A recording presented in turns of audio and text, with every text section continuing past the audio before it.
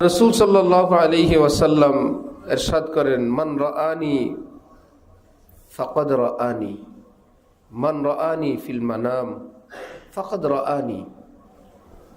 যে স্বপ্নে আমাকে দেখলো সে কিন্তু সত্যি সত্যি আমাকেই দেখলো। ফাইন্নাশ শাইতানা লা ইয়াতামাসসালু বি, শয়তান আমার আকৃতি নকল করতে পারে না।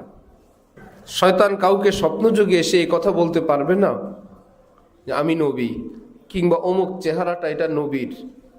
শয়তানের এই ক্ষমতা আল্লাহ পাক দেন নাই। নবীজি বলেন, কেউ যদি দেখলা আমার উম্মত, তুমি সত্যি সত্যি আমাকেই দেখে ফেললা। কেউ কখনো স্বপ্ন দেখেন, বলেন যে আমি দেখলাম নবীজির চেহারা মুবারকটা আমি স্পষ্ট দেখি নেই। একজন ব্যক্তি আমি দেখলাম, চেহারাটা স্পষ্ট দেখি নাই। কেউ বলে যে আমি আওয়াজ শুনলাম, এই তো নবীজি আসলেন, কিন্তু আমি দেখতে পাই নাই। সাধারণত এগুলোর ব্যাখ্যা হয়, এই ব্যক্তি নবীজিকে দেখতে চান, সেই পথে চলতেও থাকছেন, এখনো একটু ভুল বিচ্যুতি একটু কমতি রয়ে গেছে। কোনো ত্রুটি বিচ্যুতি থাকার কারণে নবীজিকে পরিপূর্ণ দেখার তৌফিক হচ্ছে না। আবার নবীর মহব্বতও আছে, এই জন্য কিছুটা দেখেও ফেললো, কিন্তু নবীজির চেহারা দেখে নাই। এবার তার প্রস্তুতি কি কমবে না আরো বাড়বে? এক মুরিদ রওজায়ে পাকে গিয়ে নিজের শায়েখের পক্ষ থেকে রওজা শরীফে সালাম পেশ করছে। রওজার ভিতর থেকে আওয়াজ আসছে, তুমহারে বেদাতি পীর কো ভি মেরা সালাম কেনা, তোমার বেদাতি পীরকেও আমার সালাম বলবা।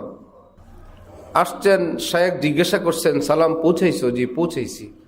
তারপর পরের কথা বলে না যে নিজের শায়েখকে নবীজি বলছেন বেদাতি পীর। আদেশ মনে করে বললেন যে এইরকম একটা আওয়াজ পেলাম।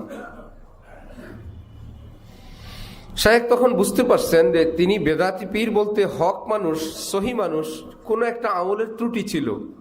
নবীজি সেটার দিকে ইঙ্গিত করে বললেন, এত ভালো মানুষ, অমুক ভুল কাজটা তো এখনো ছাড়ে নাই, এই জন্য সেটার প্রতি ইঙ্গিত করে বললেন, বেদাতি পীর কো মেরা ভি সালাম কেহনা।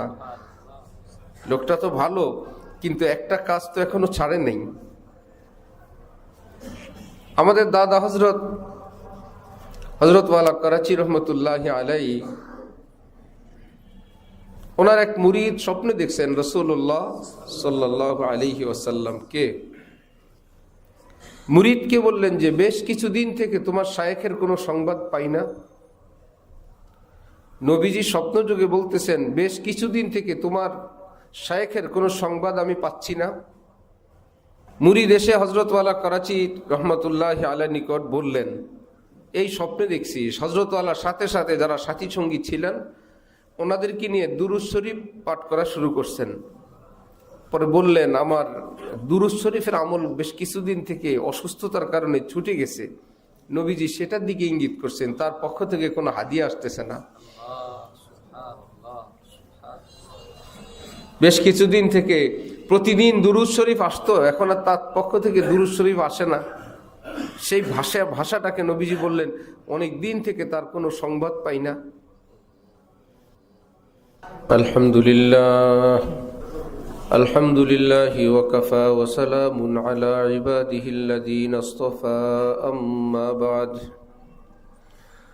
ফাআউযু বিল্লাহি মিনাশ শাইতানির রাজীম। বিসমিল্লাহির রাহমানির রাহিম।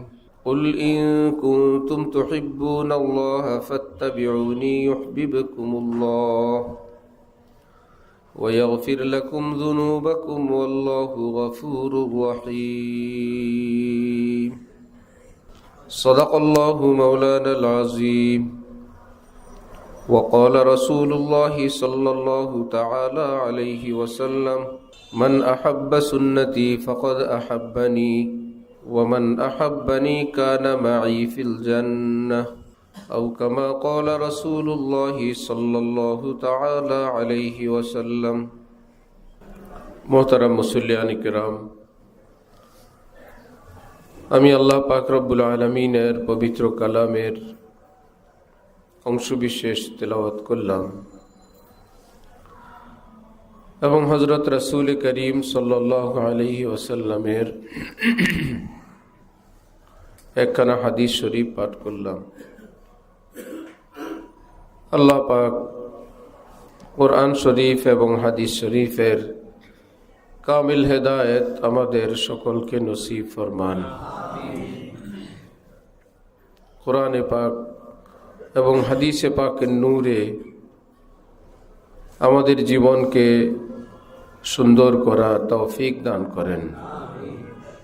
হযরত হাকিমুল উম্মত মুজাদ্দিদ মিল্লাত মাওলানা আশরাফ আলী থানভী নওয়ারাল্লাহু মারকাদাহু বলতেন, সকল মুমিনের উপর রাসূল সাল্লাল্লাহু আলাইহি ওয়াসাল্লামের একটি হক হইল, সকল মুসলমান মনে মনে এই কামনা বাসনা লালন করবেন যে হায় আমি যদি আমার রাসূল সাল্লাল্লাহু আলাইহি ওয়াসাল্লামকে স্বপ্নে দেখতে পেতাম। এইরকম একটি কামনা বাসনা মনে মনে লালন করবেন, যদি আমি নবীজিকে দেখতে পাইতাম। কিভাবে দেখতে পাবো? কি করলে দেখতে পাবো? এত পবিত্র কামনা, এত পবিত্র চিন্তা, এই এক চিন্তায় একজন মানুষের চরিত্র সুন্দর হয়, জীবনও সুন্দর হয়। দিনভর যখন এই কল্পনা করবে আমি আমার নবীজিকে স্বপ্নে দেখতে চাই, স্বপ্নে দেখার মতন জীবন যাপন করবে। সাধারণত রাতে মানুষ ঘুমায়, দিনভর সেই কাজটাই করবে, রাতে যেন স্বপ্নে দেখতে পারে। তাহলে দিনের কর্মগুলো সুন্দর হবে। আমি যেন আমার নবীকে দেখতে পাই। কখনো সে দান করবে, মনে মনে ভাববে আল্লাহ এই উসিলায় নবীজিকে স্বপ্নে দেখেন। ওযুটা সুন্দর করে করবে, আল্লাহ নবীজির সুন্নত মোতাবেক আমি আমল করতেছি, আপনি নবীকে দেখার তৌফিক দিয়েন। কারো জুলুম অত্যাচার সে ক্ষমা করে দিচ্ছে, আল্লাহ এই উসিলা আপনি আমাকে এই উপহারটা দিয়েন। বিভিন্নভাবে এমন এক পবিত্র চিন্তা যে নবীজিকে স্বপ্নে দেখার কামনা বাসনা, এ এক কামনাই মানুষকে সুন্দর মানুষ হবার জন্য অনেকটা সহায়ক, অনেকটা উপকারী হবে। আল্লাহ পাক আমাদের সকলকে তৌফিক দান করেন। আর রাসূল সাল্লাল্লাহু আলাইহি ওয়াসাল্লাম ইরশাদ করেন, মান রাআনি ফাকাদ রাআনি, মান রাআনি ফিল মানাম ফাকাদ রাআনি। যে স্বপ্নে আমাকে দেখলো সে কিন্তু সত্যি সত্যি আমাকেই দেখলো।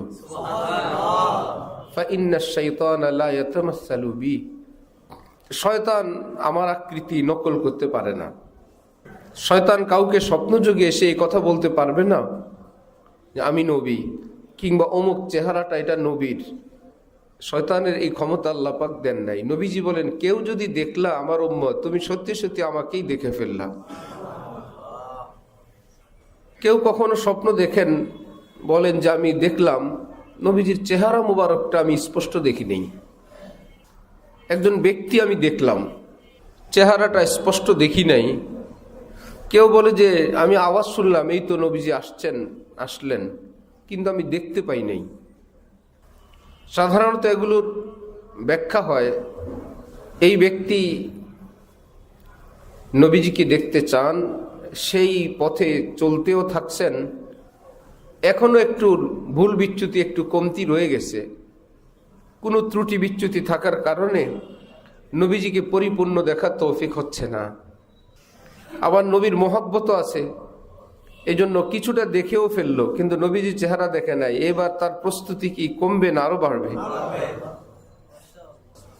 এক মুরিদ রওজায়ে পাকে গিয়ে নিজের শায়েখের পক্ষ থেকে রওজা শরীফে সালাম পেশ করছে।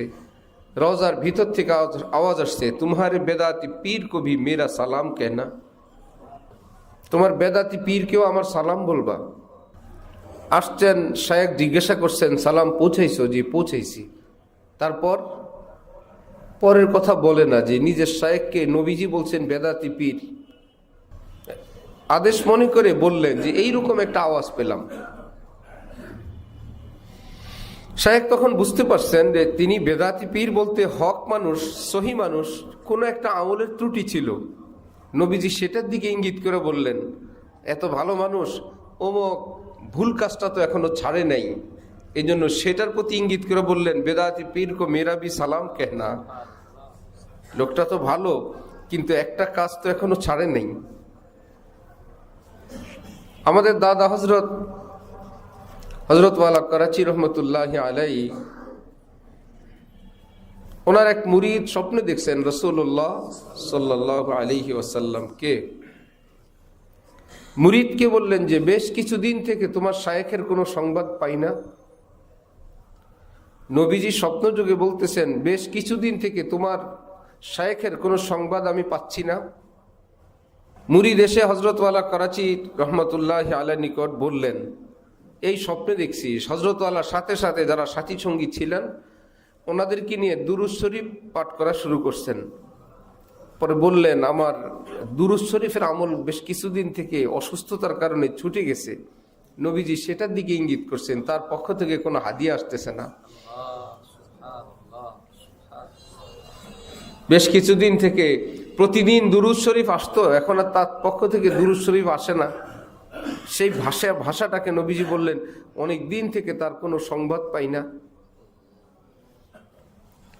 এই জন্য সারা পৃথিবীর সকল হক্কানি আলেম ওলামা, যারা ওলামায়ে দেওবন্দ, বিশেষ করে এই কাসেম নানুতুবি, এই ইমাম রব্বানি গঙ্গুহি, এই হাকিমুল উম্মত আশরাফ আলী থানভী, এই আনোয়ার শাহ কাশ্মীরি, এই শেখুল হাদিস জাকারিয়া, এই হজরত খলিল আহমদ সাহারানপুরি, এই কাসেম নানুতুবি, এই হুসাইন আহমদ মাদানী, এই মুফতি শফি, এই আথার আলী, হাফিজজি, পীরজি, সদরজি, এক একজন মানুষ নক্ষত্রের মতন। তারা সকলের আকীদায়, শাহ ওলিউল্লাহ মুহাদ্দিস দেহলভী, অনেক পিছনে গেলাম, ইমাম গজালি, তাদের সকলের ফতোয়া পুরো পৃথিবীর সকল হক্কানি আলেমদের।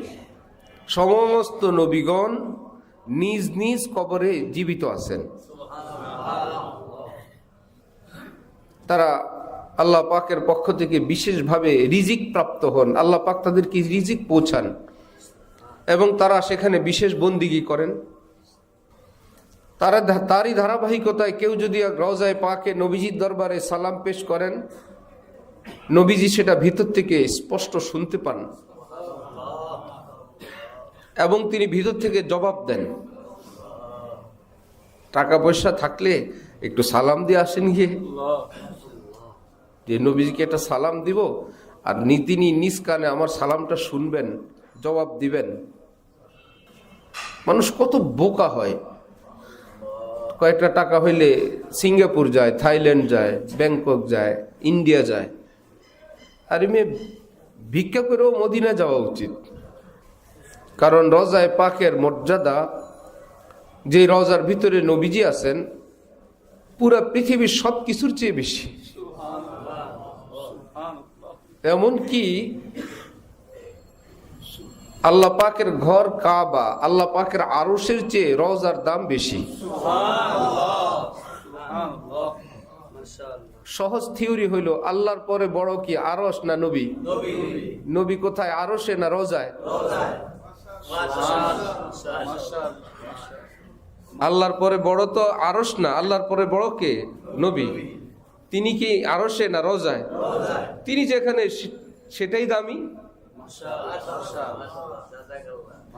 ভিতরের আতর যদি হয় 1000 টাকার, বোতলের দামও 1000 টাকা। আতরের দাম যদি হয় 1,00,000 টাকা, বোতলের দামও কত? রওজার ভিতরে তো নবীজি আছেন। আল্লামা ইকবাল বলেন, আদব গাহে জেরে আসমা আজ আরশ নাজুকতর। আসমানের নিচে একটা কঠিন আদবের জায়গা আছে, আরশের চেয়েও আরো সূক্ষ্ম, আরো স্পর্শকাতর। নফস গুম কর দামি আয়াত জুনায়েদ বাইজিদ ইজা। এখানের আদব রক্ষা করার জন্য এই পৃথিবীতে যত বড় বড় অলি, আবদাল, গাউসরা, জুনায়েদ বাগদাদি, বাইজিদ বুস্তামিরা আসছেন, এখানের আদব রক্ষা করতে এসে এরা অনেক বেশি কাঁপতে থাকছেন, নাকে দম এসে গেছে। আল্লাহ রে, এখানের আদব রক্ষা করা আমাদের জন্য সম্ভব না। আমাদের হযরত ওয়ালা দামাত বারাকাতুহুম একবার মসজিদের নববীর দিকে হেঁটে যাচ্ছেন, তো কবিতার একটা লাইন হয়েছে, আমাকে বললেন এটা নোট করো। পরে আর এই কবিতাটা সম্পূর্ণ হয় নাই। যাবেন রওজার দিকে, তো অন্তরের ভীষণ শ্রদ্ধা ভক্তির আতিশয্যে তো হযরত আলা তখন বলছিলেন, হিম্মত কাহার হাঁটবে পায়ে, থাকতে মাথা সাথে। হে নবী, আপনার মদিনায় কি পা দিয়া হাঁটা যায়? মাথা আছে না সাথে? উচিত তো মাথা দিয়া হাঁটার। সারা দুনিয়ায় তো পা দিয়া হাঁটি, আপনার মদিনায় কি পা দিয়া হাঁটবো? সাথে মাথা আছে না? উচিত। আল্লাহ যদি তৌফিক দিতেন, আমাকে হিম্মত দিতেন, আমি যদি পারতাম, তাহলে হে নবী আপনার মদিনায় পা লাগাইতাম না। এখানে পা ছোঁয়ানোর জায়গা, এখানে মাথা দিয়ে হাঁটতাম। হযরত ইমাম আবু হানিফা রহমতুল্লাহ আলাইহি ব্যাপারে প্রসিদ্ধ, মক্কা শরীফ থেকে মদিনা শরীফ আসছেন, মাত্র 3 দিন পরেই তিনি রওনা হয়েছেন। সাথী সঙ্গীরা আজীবন ওনার অন্তরে নবীজির মহব্বত, ওনার কর্মকাণ্ডে দেখে মনে মনে ঠিক করে রাখছেন মদিনা জানি কতদিন থাকবেন। 3 দিন পরেই তিনি সাথীদেরকে বললেন যে ভাই আমি চললাম।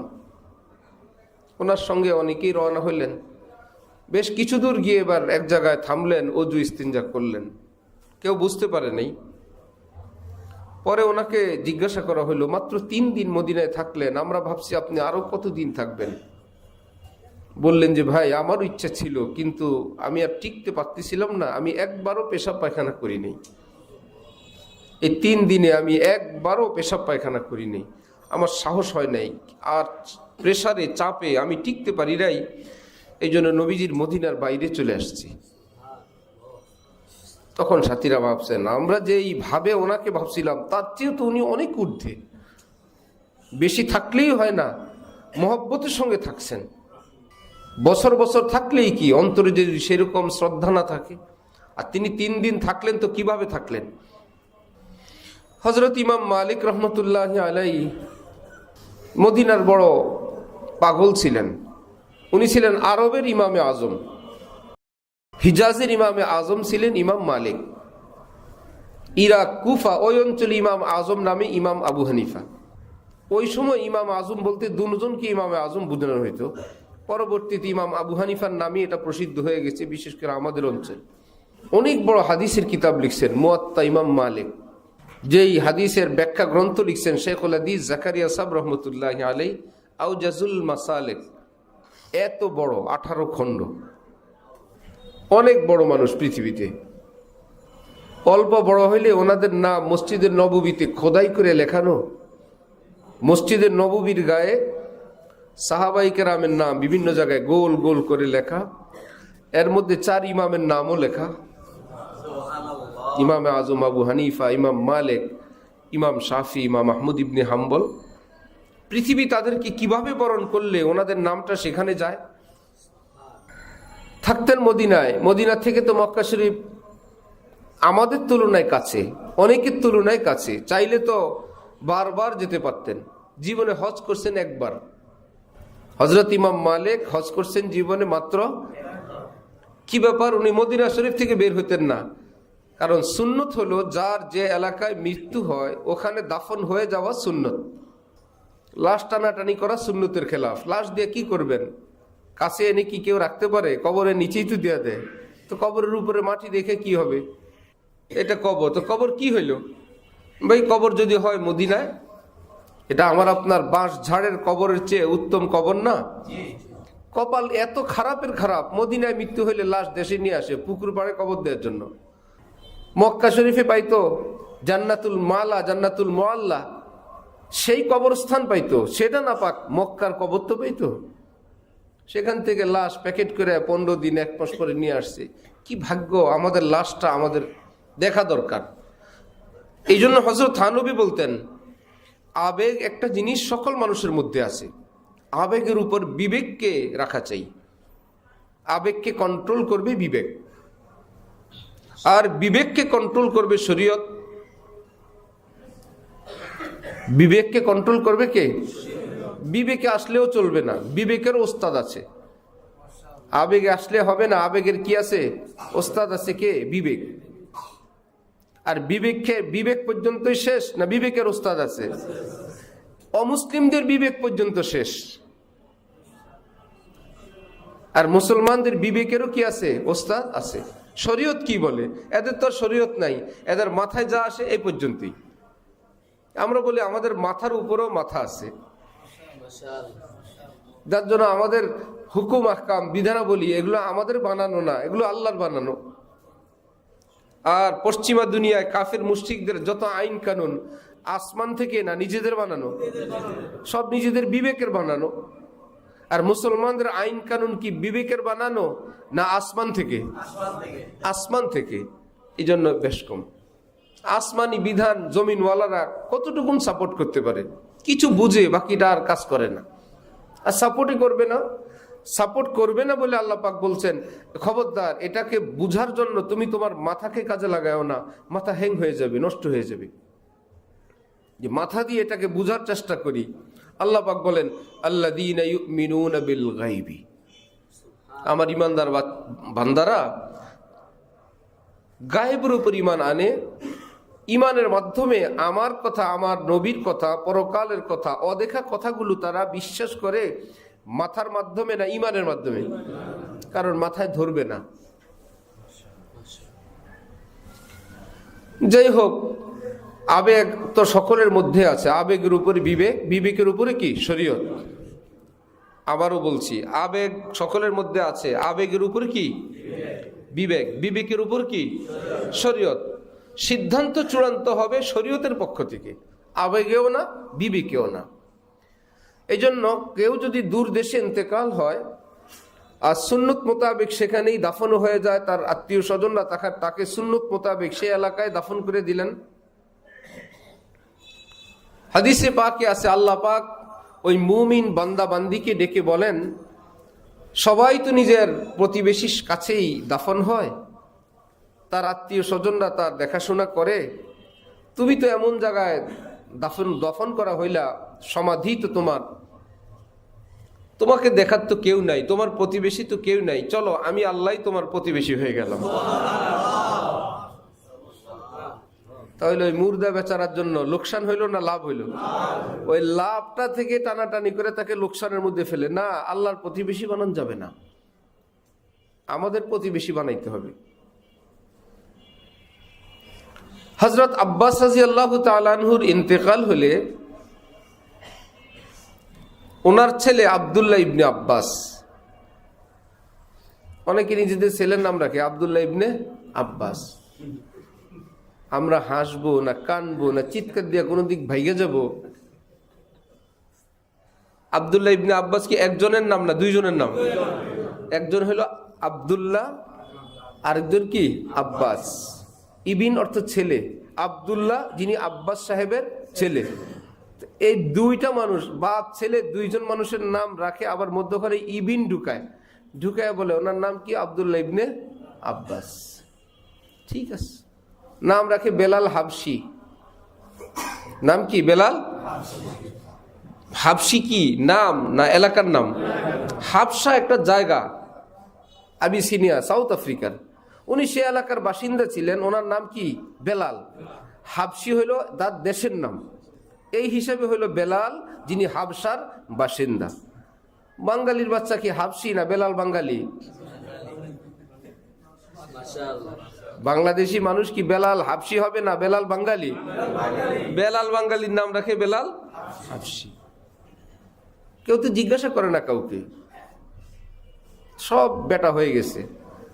টাকা পয়সা হলে তো মুফতি হয়ে যায় সাথে সাথে, কিছুদিন নামাজ পড়লে বক্তাও হয়ে যায়। আর যদি দাওয়াত তবলিগে যাইতে পারে, কিছু ওয়াজ শিখতে পারে, উনি তো মুফতি আজম হয়ে গেছে।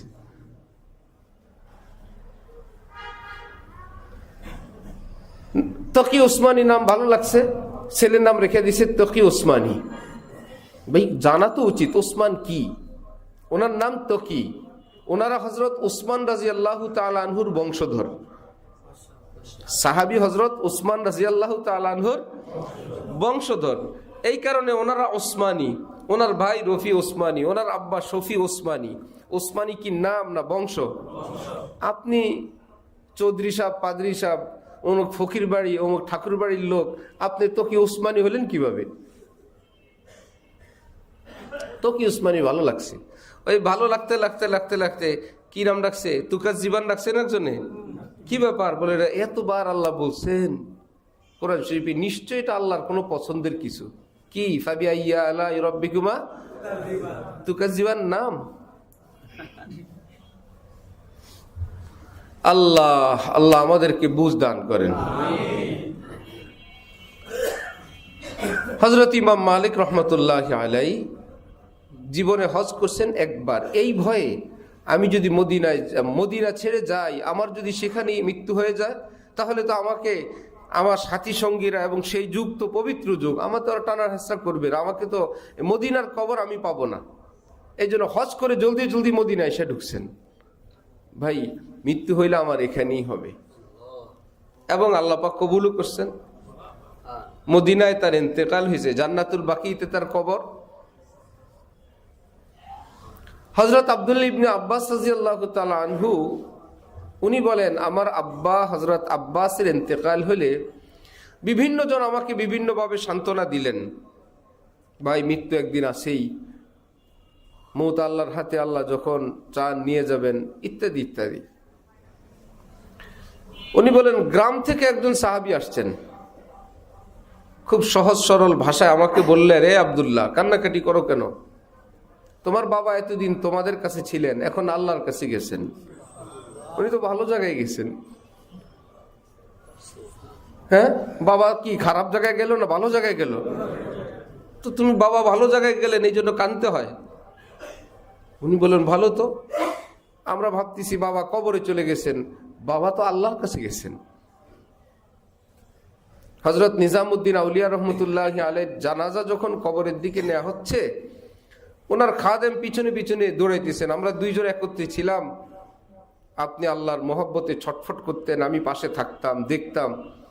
আজকে একা আপনি রওনা হইলেন আমাকে রাইখা, এত নিষ্ঠুরতা, এত নির্দয়তা, আপনি একা আমাকে রাইখেই চললেন। সর্বসি মিনারা বাসাহরা মি রবি সখ বেমেহরি কি বেমা মি রবি, কত না নিষ্ঠুরতা, আপনি আমাকে রেখে আজকে চললেন। আয় তামাশা গাহে আলম রোয়ে তু কুজা বহরে তামাশা মি রবি। কত মানুষ আপনাকে দেখতে আসে, আপনি আবার কাকে দেখতে রওনা হইলেন?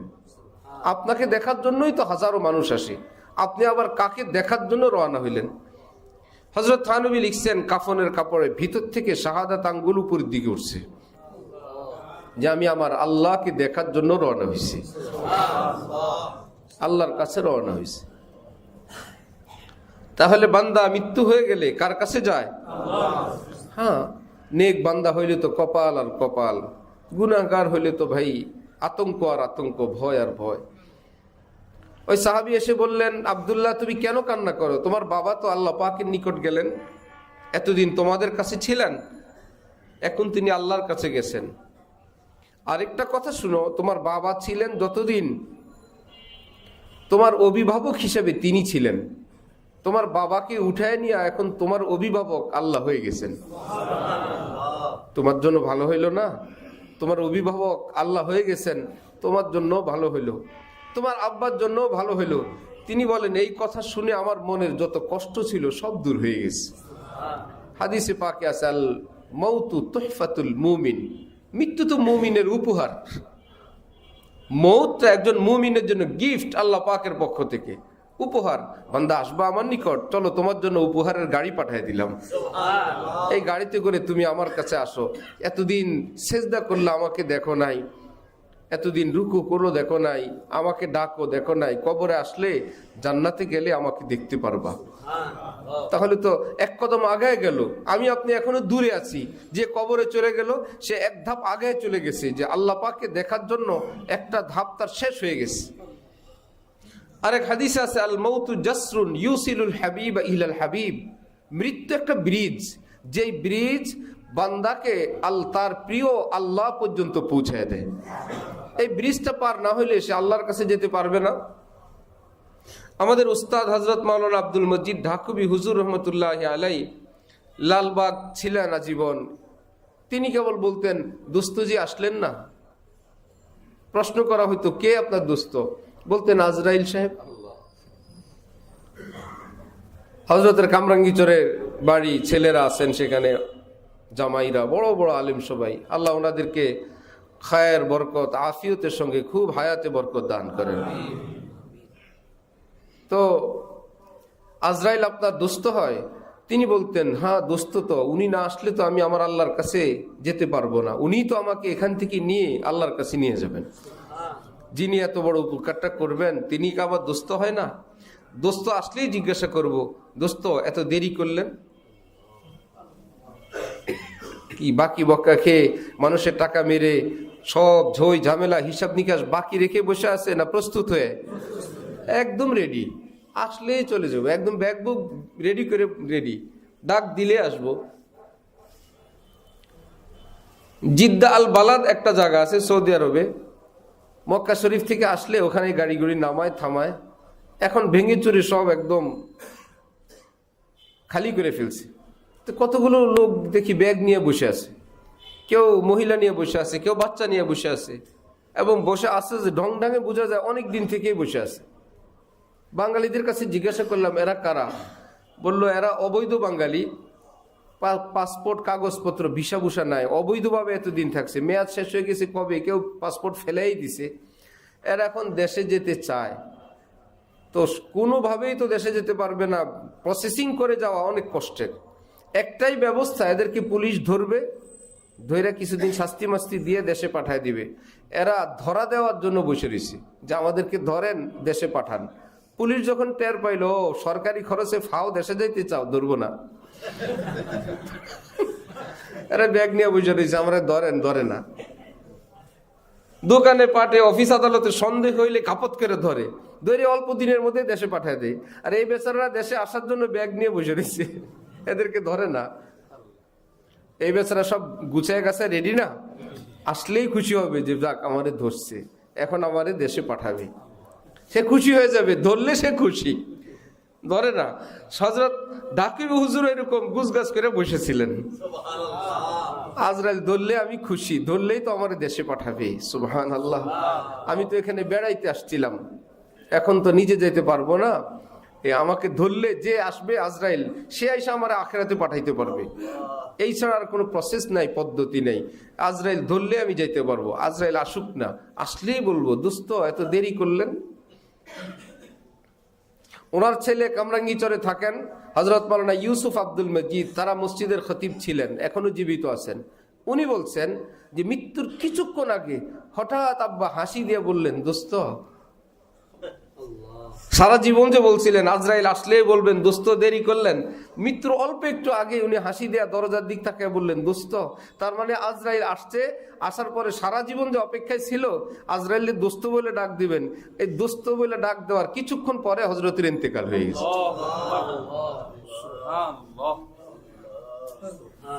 अल्लाह जो तुझ भी न जीने को कहते थे हम सो उसी आहद को हम वफा कर चले। হে আল্লাহ, বলছি না তোমারে ছাড়া বাঁচবো না, কবরে গেলেও তোমাকে সাথী নিয়েই যাব, সেই ওয়াদা পূরণ করেই রওনা হইলাম।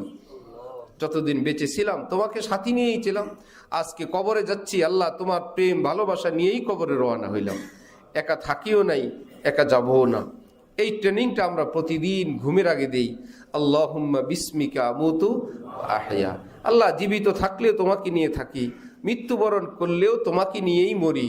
অর্থ হইল আল্লাহুম্মা বিসমিকা আমুতু, হে আল্লাহ তোমার নাম নিয়ে আমি এখন মৃত্যুবরণ করব। ঘুমের নাম হলো ছোট মৃত্যু, ছোট মৌত। আল্লাহ আমি এখন মরণ বরণ করব, কিন্তু এভাবে না, তোমার নাম নিয়ে, তোমাকে ছাড়া আমি মরবো না। যেটাকে আরেক ভাষায় আমার হযরত ওয়ালা ঢালকানগর তিনি বলেন যে বাচ্চারা, অনেক বাচ্চা মা ছাড়া ঘুমাবে না, কি জ্বালা, মা অনেক ব্যস্ত, শেষে মা আইসা এই কাজের মধ্যখানে একটা হাত দেন, বাচ্চার সঙ্গে একটু সঙ্গ দেন, 1 মিনিটের মধ্যে বাচ্চা ঘুমিয়ে যায়, ঘন্টা ঘন্টা ঘুমায় না। মা এসে একটু পাশে ঘুমাইলে কিংবা একটা হাত দিলে, মায়ের একটু পরশ পেলে বাচ্চা ঘুমে এসে গেছে। এবার মা বলে এটা কি, এটা এমন পাগলের পাগল, ঘুরতে থাকে, যতই ধমক দিবে সে ঘুমাবে না, মাকে লাগবে, এই ছাড়া সে ঘুমাবেই না। এখন বান্দা ঘুমাইতে ঘুমাইতে গিয়ে এখন বায়না ধরছে আমি আল্লাহরে ছাড়া ঘুমাবো না। সারাদিন সেজদা করলাম, আল্লাহর জন্য জিকির করলাম, হালালের উপর থাকলাম, আল্লাহরে পাবে কই? নবীজি বলেন যে আল্লাহরে পাবা না, আল্লাহর নামটা বুকে জড়ায় ঘুমিয়ে যাও। তখন বলে আল্লাহুম্মা বিসমিকা আমুতু ওয়া আহইয়া, আল্লাহ তোমাকে তো পাই না, তোমার নামটা জড়ায় আমি ঘুমিয়ে গেলাম। তো প্রতিদিন আমরা একটা ট্রেনিং দেই, হে প্রিয় আল্লাহ, তোমার মহব্বত নিয়ে আমি থাকবো, তোমার মহব্বত নিয়ে আমি বাঁচবো।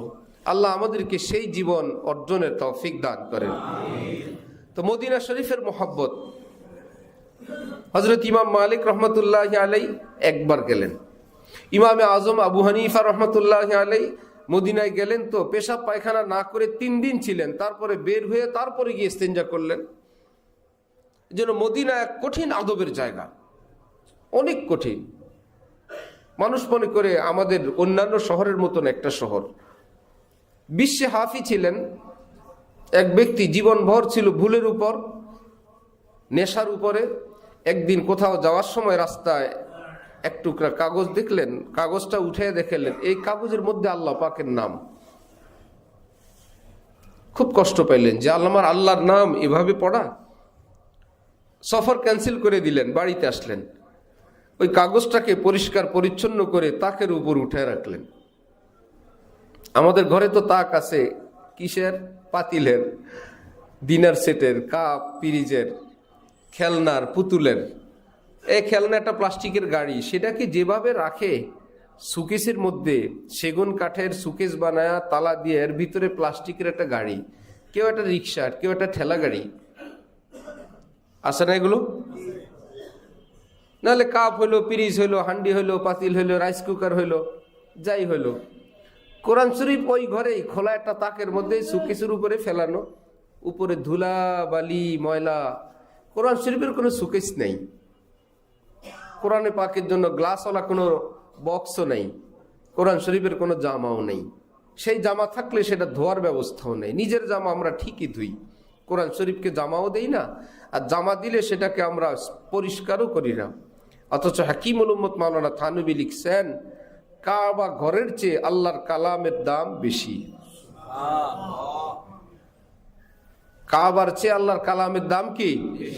কাবার গিলাফের কত দাম, অথচ এর চাইতে বেশি দাম কোরআন শরীফের গিলাফের। সেটা আমার আপনার ঘরে অবহেলিত। আল্লাহ আমাদেরকে দিন বুঝার তৌফিক দান করেন। আমরা এতটা ক্ষতিগ্রস্ত, মনে যেন বোমা হামলা হইলে যেরকম ঘরের কিছুই থাকে না, জীবনের কিছুই থাকে না, সব তছনছ হয়ে যায়। কেউ যদি ক্ষত বিক্ষত হয়ে বেঁচে থাকে, সে যেমন দিন ইমানের দিক থেকে আমাদের জীবনটা ঠিক তেমন, কিছুই নেই, কিচ্ছু নেই, ধ্বংস বরবাদ হয়ে আছে। না আমল আছে, না আকীদা আছে, না চিন্তা চেতনা আছে, না সহি ব্যবসা বাণিজ্য আছে, না পারিবারিক জীবন আছে, না ছেলে সন্তান আছে, না মরণের চিন্তা আছে, কিচ্ছু নেই, সব ক্ষত বিক্ষত, প্রচন্ড অবস্থা। কোরআনে পাকের সুন্দর বক্সে রাখে এরকম ঘরই তো কম। অথচ হাকিমুল উম্মত থানভী লিখছেন, ভারতে কঠিন মহামারী আসছে, ওনাদের এলাকায় সেই মহামারীটা প্রবেশ করলো না, একটা লোকও আক্রান্ত হয় নাই। তিনি বলেন কি ব্যাপার, আশপাশ সব আক্রান্ত হইলো, আমার এখানে একটা রোগী আক্রান্ত হইল না। ও, তিনি বলেন আমি বুঝছি, আমি তখন নবীজির পবিত্র জীবনী নসরুত্তিব লিখতেছিলাম, আল্লাহ পাক এর উপর খুশি হয়ে আমার এই মহল্লাটাকে আল্লাহ হেফাজত করে দিয়েছেন।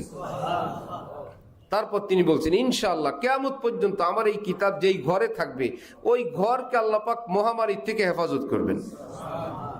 নবীজির পবিত্র জীবনী, নবী তো নবীজি, তার জীবনী যেখানে থাকে সেই ঘরও নিরাপদ। বিশ্বে হাফি ওই কাগজটা এনে তাকের উপর রাখলেন, খুশবু দিলেন, হেফাজত করলেন। আল্লাহ পাক তো দেখতেছিলেন, হোক না গান্দা নেশাওয়ালা লোক, আমার নামটাকে কত সম্মান করলো। ওই মদখোর বিশ্বে হাফিকে আল্লাহ পাক পৃথিবী বিখ্যাত আল্লাহর ওলি বানায় দিচ্ছেন। তোরে ছাড়বো না, তুমি আমার নামের ইজ্জত করলা। এখন বিশ্বে হাফি মদিনায় গেলেন, ইমাম আহমদ ইবনে হাম্বলের মজলিসে। ইমাম আহমদ ইবনে হাম্বল হলেন পৃথিবী বিখ্যাত এক মুহাদ্দিস, একটা মাযহাবের ইমাম। ওনাকে হাফিজুদ দুনিয়া বলা হইতো। পুরো পৃথিবীতে নবীজির যত হাদিস সব তিনি জানেন। অনেক বড় আলেম। ওনার মজলিসে বিশটা হাফি গেলে ইমাম আহমদ ইবনে হাম্বল দাঁড়ায় গেলেন, সম্মান করলেন। চলে যাওয়ার পর সাথীরা বলল, এ তো কয়েকদিন আগে মদখোর ছিল, তওবা করলো, এখন নেককার দিনদার হইছে। ইমাম আহমদ ইবনে হাম্বল বিনয় করে বললেন, আগের কথা ভুলে যাও, আগের দিন নাই। আল্লাহ পাক তাকে এমন কবুল করছেন, আমি কতগুলো কিতাব জানি, আমার সম্পর্ক কিতাবের সাথে, বিশ্বে হাফিজ সম্পর্ক আল্লাহর সাথে। আমি কিতাব পারি আর বিশ্বে হাফিজ আল্লাহর সঙ্গে অনেক ঘনিষ্ঠ সম্পর্ক, এই জন্য তাকে সম্মান করলাম। বিশ্বে হাফিজ মদিনায় জুতা দিয়ে হাঁটবে না, আমি নবীর মদিনায় জুতা পরবো না, কারণ ধুলাবালি তো নিঃশেষ হয় না, এক জায়গা থেকে আরেক জায়গায় যায়। যে উহুদ পাহাড় নবীর যুগে ছিল, সেটা তো এখনো নবীর যুগে, এর উপরে কোনো নতুন কিছু দেওয়া হয় নাই, কোনো আবরণ দেওয়া হয় নাই। তো নবীজির চোখ মুবারক পড়ছে অথবা নবীজির পা মুবারকের নিচে যেই ধুলা পড়ছে, এই ঘুরে ফিরে যদি মদিনায় থাকে, এ তো পচে না, গলে না, ঘুরে ফিরার মধ্যেই তো আছে, এক জায়গা থেকে আরেক জায়গায়। তো সেই বালু যদি আমার পায়ের নিচে, জুতার নিচে পড়ে, আমি পা দিয়ে হাঁটবো না, আমি খালি পায়ে হাঁটবো। এই জন্যই তো বলা হয় হাফি। বিশির নাম হাফি, মুশকিল। এখন বুজুর্গানি দিন বলেন, কত জায়গায় তো নাপাক, পশু পাখিও তো কোনো কিছু রাস্তাঘাটে নাপাক করতে পারে। রব্বুল আলামিন যেই পথে বিশ্বে হাফি হাঁটতেন, ওই পথের নাম নাপাক আবর্জনা কিছু থাকলে আল্লাহ জমিনকে আদেশ করে দিতেন, গিলে খায় ফেলো, আমার বিশির আসবে এই পথে। না হলে বিশিরের পা নাপাক হয়ে যাবে। এজন্য শুরুতে বলছিলাম, হাকিমুল উম্মত থানবী বলছেন, সব মুসলমানের উপরে একটা দায়িত্ব, নবীজির পক্ষ থেকে একটা হক। নবীজি একটা জিনিস আমাদের থেকে পাবেন, সেই জিনিসটা হলো সকলেই মনে মনে এ কল্পনা জল্পনা কামনা বাসনা লালন করবেন, আয় আল্লাহ, আমি যদি আপনার নবীকে দেখতে পেতাম, নবীজিকে যদি স্বপ্নে একবার দেখা দিতেন। এই এক পবিত্র চিন্তা আমার আপনার রোজগারকেও হালাল করবে, আমার আপনার জীবনকেও সুন্দর করবে, চরিত্রকেও সুন্দর করবে, ভাষা আচরণকেও সুন্দর করবে। কারণ এই ভুলের কারণে যদি না দেখি, আল্লাহ যদি অসন্তুষ্ট হয়ে যদি না দেখান, আর একটু সুন্দর করি, এই উসিলায় যদি আল্লাহ দেখাইলেন। এক আল্লাহওয়ালা মানুষকে কিছু ওজিফা দিতেন, আমল দিতেন, তিনি ছিলেন সেই মানের মানুষ, এই উসিলায় যাকে দিতেন ওই ব্যক্তি নবীজিকে স্বপ্নে দেখে ফেলত। স্ত্রী বললেন, আপনি বিভিন্ন বান্দা বান্দিদেরকে আপনি আমল দেন, তারা নবীকে দেখেন, তা আমাকে দেন একটা ওজিফা, একটা আমল দেন। তিনি ভাবলেন যে আল্লাহর জন্য একটু কোরবানি করা লাগে, একটু কষ্ট করা লাগে, তো কি কাজটা দিব যেটা তার উপর একটা প্রেশার হয়। স্বামী স্ত্রীকে বললেন, ঠিক আছে, বিয়ের দিনের মতন যদি তুমি সাজুগুজু করে আমাকে দেখাইতে পারো, তাহলে আমি আল্লাহর কাছে দোয়া করব। তিনি নবীকে দেখার লোভে বললেন, ঠিক আছে স্বামী, দেখবেন আমি সাজুগুজু করব, এই উসিলায় যদি আমার নবীজিকে আমি স্বপ্নে দেখি, একদম শাড়ি পরে বয়স্কা নারী, সব সাজুগুজু করে স্বামীকে বললেন যে এই তো আমি, আমার যতটুকুন সাধ্যে ছিল আমি সাজুগুজু করছি, আসেন দেখেন। তিনি দেখলেন যতটা ফ্রিভাবে আমাকে ডাকে দেখার জন্য, তার মনে যেই প্রচণ্ড প্রেশার এবং আঘাত পাওয়া দরকার, সেটা মনে হয় হবে না। আমি দেখলে চুপে চুপে ওই মহিলার ভাইকে নিয়ে আসছেন, মহিলা জানে না। হঠাৎ নিয়ে আইসা বোন যেখানে, বলে দেখেন আপনার বোনের অবস্থা। এবার লজ্জা পাইছেন না তিনি, আর কান্নাকাটি শুরু করছেন যে এভাবে তো কথা ছিল না। ওই আল্লাহওয়ালা ওইদিকে সেজদায় পড়ে আল্লাহর কাছে বলেন, আল্লাহ, এই যে বেচারি এত কষ্ট করলেন আপনার নবীকে দেখার জন্য, আল্লাহ আপনি কবুল করে নেন। ওই রাত্রে আল্লাহ পাক নবীজি জিয়ারত করে দিয়েছেন। জিতনি তুমহারি কোরবানি উতনি খোদা কি মেহেরবানি। আল্লাহর জন্য কোরবানি করলে কোনো বৃথা যায় না। এই পৃথিবীতে হাজারো চেষ্টা প্রচেষ্টা পরিকল্পনা নষ্ট হয়ে যায়, কত প্ল্যান প্রোগ্রাম কাগজে কলমে, বাস্তবে নাই, লাভ লোকসান কত কিছু হয়ে যায়। কত ছেলে মেয়ে নিয়ে কত কল্পনা, কত স্বপ্ন, সব বিনষ্ট হয়ে যায়।